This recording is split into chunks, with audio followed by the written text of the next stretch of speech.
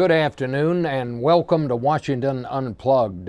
Friday, those of us here at CBS and countless others around the world mourned the loss of Walter Cronkite, who became known as the most trusted man in America. Joining me to talk about it is Howard Kurtz, who writes about television and the media for the Washington Post.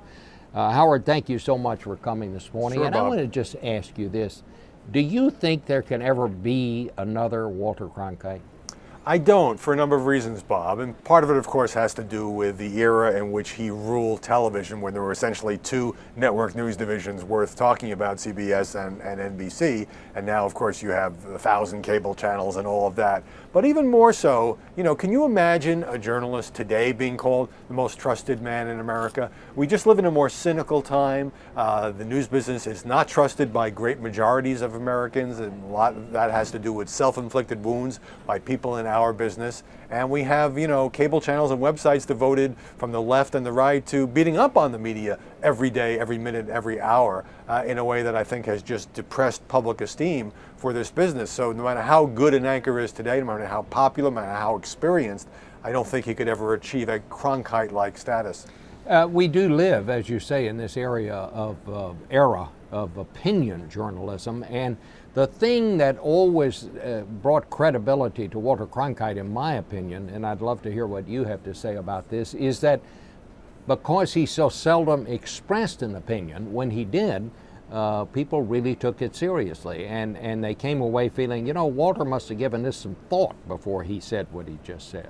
Right. I mean, of course, the most famous example is probably when he took his trip to Vietnam in 1968 and came back. And even then, he wasn't on a soapbox about the war. He was giving his journalistic assessment that it appeared to be a stalemate. And of course, he was right. And that had a big impact, I think, on public opinion. But Walter Cronkite and CBS at that time also had the luxury of, as television became the dominant medium for news, shifting the balance away from newspapers, they didn't have to worry about cable television channels or websites that were providing news all day. People actually, sat down for dinner at 6:30 and turned on either Huntley and Brinkley or Cronkite's evening news. And so he could afford to do a very straight newscast based around the headlines and the correspondence they always announced. And, Marvin Kalb was in London and Eric Severide in Washington and that sort of thing. Because many people didn't have computers. They didn't know the news. And now, of course, the feeling is by the time you come on at 6:30 or 7 at night, people know the headlines. You've got to do something else, which is more in the nature of analysis, trend stories, and feature stories. Something else that Walter brought to it, I think, is that Walter understood that there wasn't any news happening in the newsroom. And he knew the news was happening out there where the reporters were. And that's why we like to work for him so much. He knew we were the ones that had the news, and he would make sure on his broadcast that the news came first. And sometimes as I look at some of the things that are held up as a newscast these days, you think, they might learn something from Walter Cronkite on that front, but it's a very different world. Yeah, well, certainly personality and flashiness loom a lot larger in today's media universe. And, I think part of the success of the CBS Evening News, and clearly Cronkite deserves the lion's share of it, was, that murderer's row, that bench of correspondents, which included you in the 60s and 70s, as well as the likes of Dan Rather, Marvin Kalb, Bernard Kalb, and others at that time, and Roger Mudd, of course.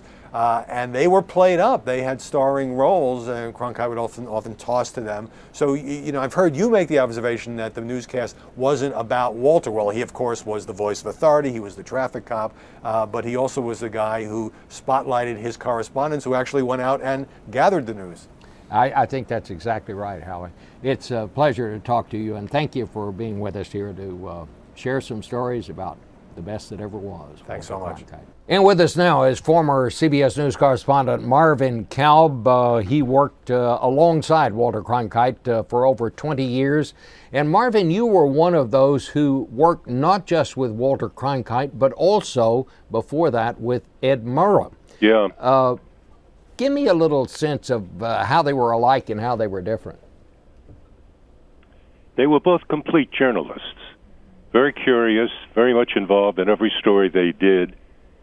But when the program was over, there were huge differences between the two men.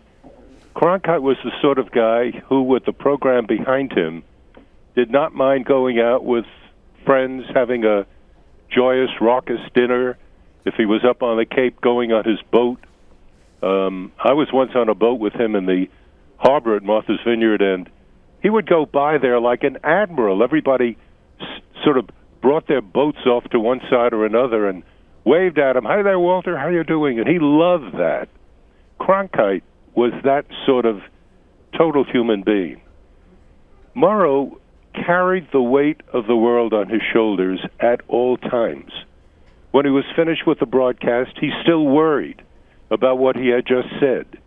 Not in terms of the quality of the broadcast, but the issue. If it was the Middle East, what are we going to do? If it was dealing with Russia, nuclear weapons.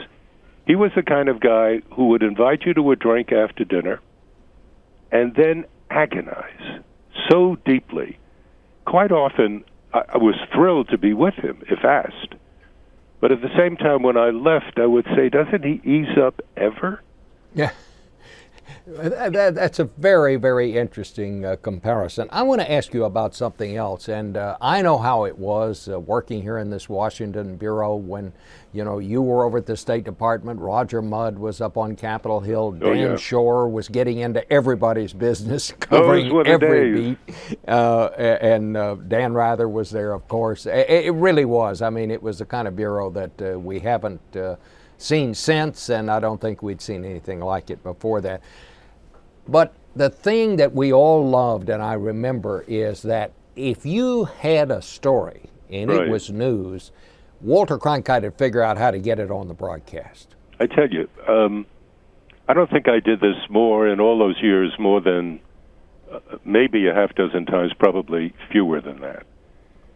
But if I had a story that I thought was terribly important, I could call Walter up until 6:20, 10 minutes before air, and say, Walter, and by the way, get through all of the producers and get to the anchorman, and say, Walter, this is what I've just learned. And he'd think it would be about maybe a 2 or 3 second pause, and then he would say something like, type up that story, give it to me, I'll credit you on air, or, rarely, but he did it, give me 45 seconds on that, you're at the top of the show, let's go. And, it would be so exciting. First of all, you had access to the anchor. Walter was always there. Yeah. Now, Bob, you've been an anchor, and you know how rare that is, because the show kind of gets locked up, and that's it. But Cronkite would tear the show apart if he thought there was a justifiable story. I think if you did it too often, I think if you really didn't have a justifiable lead story, I think he wouldn't take your call. But if you were among that group, you were there, I think I was, and a couple of the others, he was the best anchor, I think, I've ever worked with. Well, exactly right, and it goes back to the point that I've made a couple of times over the last couple of days. Walter didn't let anything get in front of the news. He put the news first. Nothing came ahead of the news, including Walter Cronkite. Exactly. Okay, Marvin Kalb. Thank you, Marvin, for sharing those wonderful stories with us today. Finally, to commemorate the 40th anniversary of Apollo 11's moon landing, we're going to leave you with some thoughts from, who else? Walter Cronkite about that historic night. This is Washington Unplugged. I'm Bob Schieffer. Never has there been before, nor will there be, anything like this pioneering adventure. The landing on the moon presented an interesting emotional challenge for me. I had just as much time to prepare for that landing as the space program did. 30 seconds. I'd watched it from the beginning. 3 feet, 2.5 down. Tranquility Base here. The Eagle has landed. Oh, boy. And yet, when that vehicle landed on the moon, I was speechless. Boy. I really couldn't say a thing. Neil Armstrong, 38-year-old American standing on the surface of the moon. I mean, at a time when there were a lot of other problems in this country and elsewhere, people were downcast. Everybody there was upcast. We were looking toward the stars, looking toward the moon.